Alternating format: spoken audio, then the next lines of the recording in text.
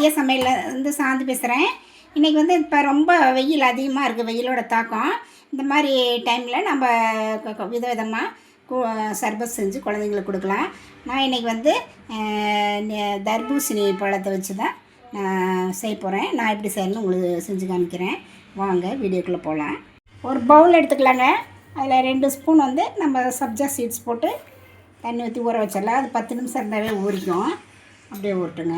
தண்ணி ஊற்றி வைக்கலாம்.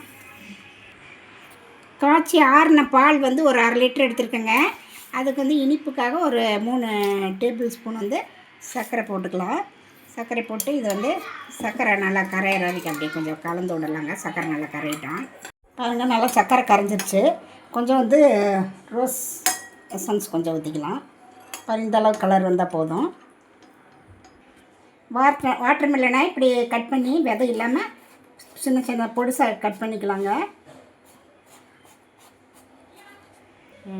நல்லா பொடிசாக நறுக்கின வாட்டர் மெலனை இதோட சேர்த்துக்கலாங்க.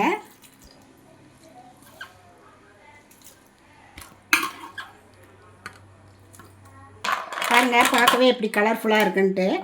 இது கூட கொஞ்சம் நம்ம வந்து ஐஸ் க்யூப் சேர்த்துக்கலாம்.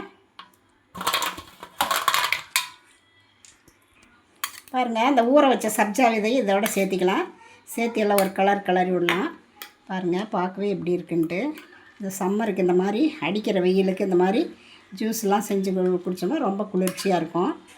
நீங்களும் இந்த மாதிரி ட்ரை பண்ணி பார்த்துட்டு எப்படி இருக்குன்ட்டு ரதியா சமையல் சப்ஸ்கிரைப் பண்ணுங்கள், லைக் பண்ணுங்கள், ஷேர் பண்ணுங்கள். அடுத்த வீடியோட வேறு ரெசிபியோடு சந்திக்கிறேன். வணக்கங்க.